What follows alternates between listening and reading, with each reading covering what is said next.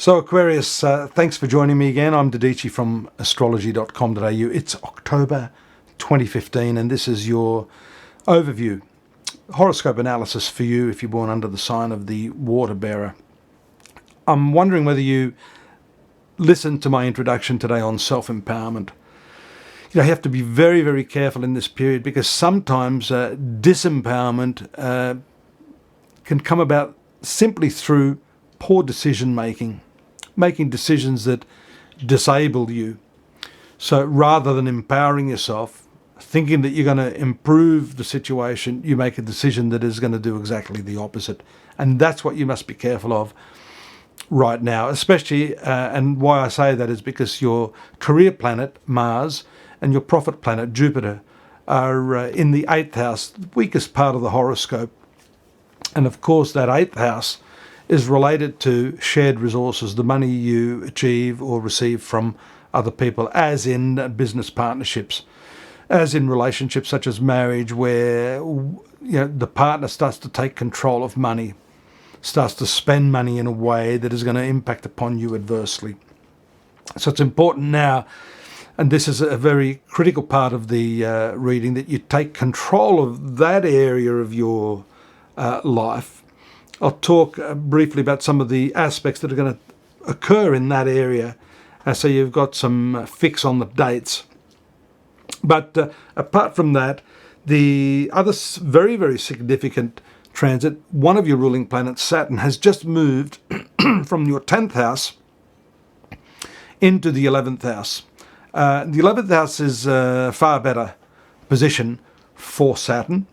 There's been a 2.5 year cycle where you may have felt a little bit disempowered even in your professional life, going through the tedium of the type of work you're doing. Because Saturn, although it's your ruling planet, it's positive, along with Uranus.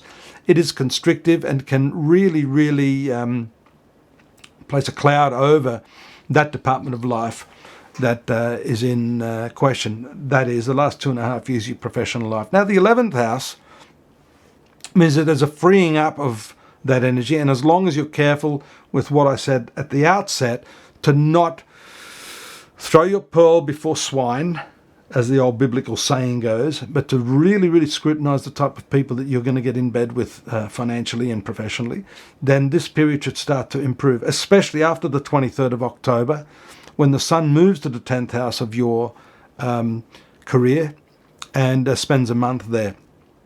Retrograde Mercury has maybe been a bit of a problem for you as well in the 9th house. You have a stacked 9th house now with the Sun, retrograde Mercury, and the North Node there, which shows that your ethics, your morals, your spirituality, philosophy, and even legal matters may have been under the hammer just now. With the retrograde Mercury, there can be all sorts of mixed signals going on there. So it's best not to make any decisions till the 10th.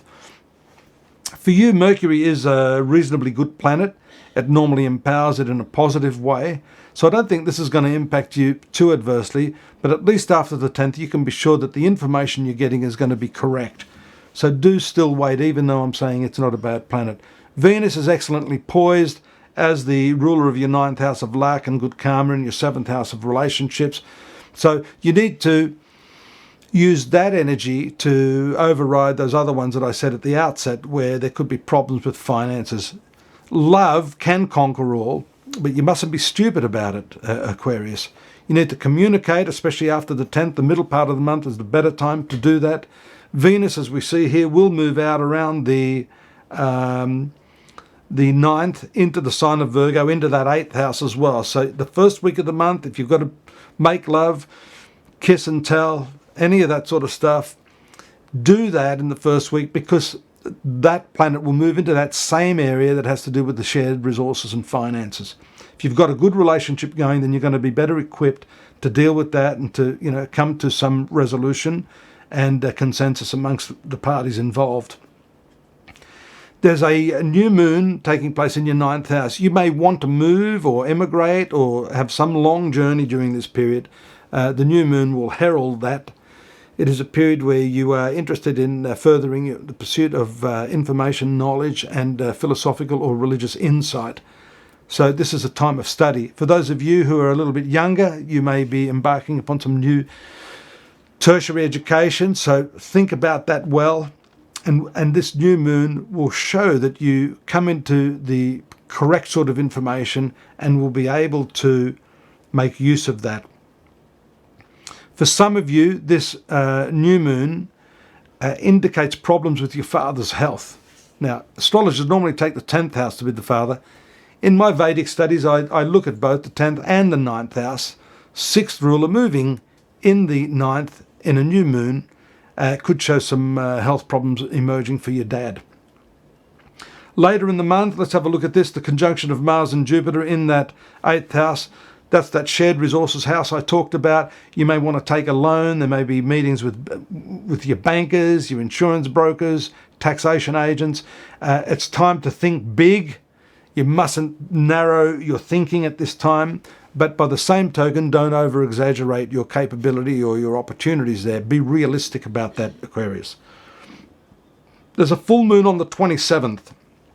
That takes place in Taurus, in your 4th house. That 4th house is your domestic sphere, your mother, your land and housing.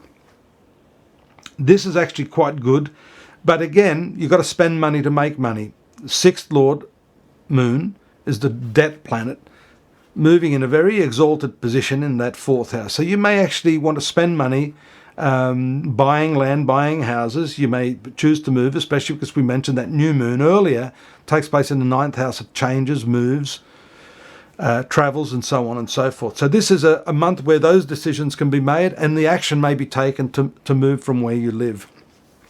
Mercury's in a right angle on the 23rd to Pluto, so that can be very intense discussions, and discussions that you may make you angry. You may feel as if you're being manipulated by someone, and these could be people that are behind the scenes, or those faceless people that you can't actually deal with. So you need to bring control, again, getting back to the self-empowerment issue, bring control into yourself, into how you react to those people. Keep it calm, keep it cool, even when it's difficult to do that, and you'll come out the winner at the end of the month.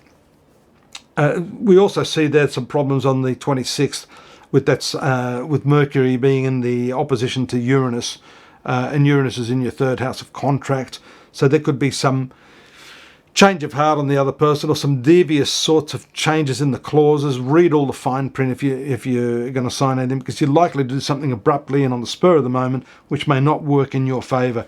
Final aspect, trine of the Sun to Neptune in your 2nd house. Good opportunities there from the 10th house to the income house. So there could be some ideal that's met or realised at that time, or some vision that you're able to put into place with the promise of better income down the track.